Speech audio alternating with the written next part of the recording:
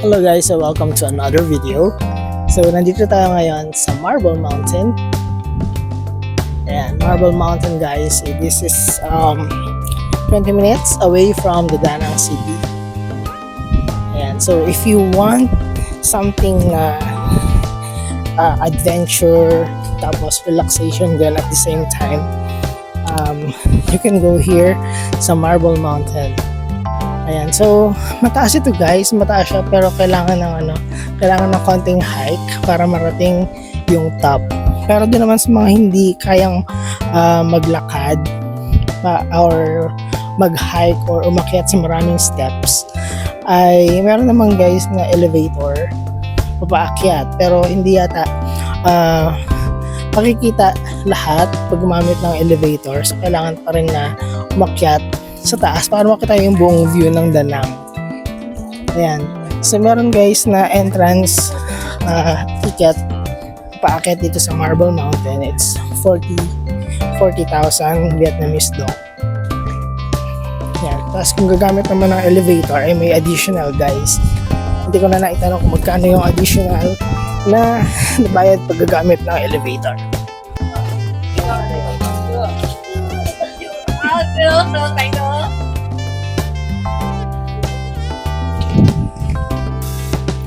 Dito guys sa Marble Mountain, hindi smooth guys yung mga steps. At iba-iba din yung yung sukat ng mga steps. So medyo mahirap siya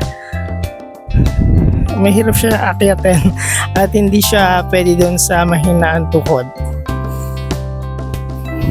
Ayan, pero meron dito guys mga adult din na talagang sinatsagaan nilang umakyat.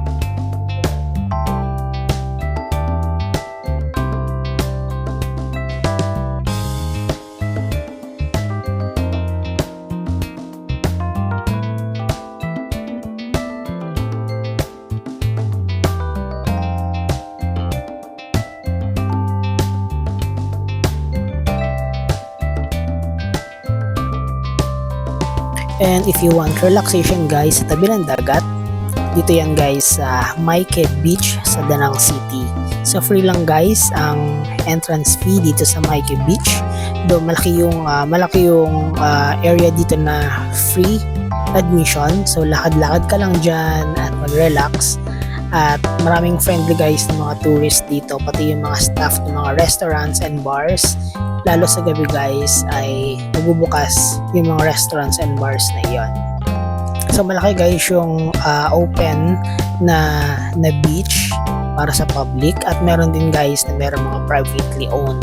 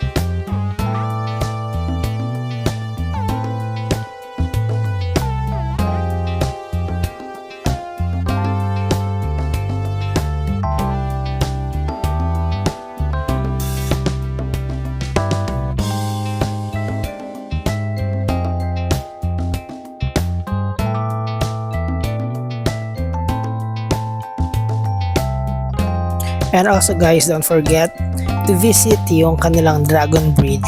Ito guys ay may sariling show every Friday, Saturday, and Sunday at 7 PM.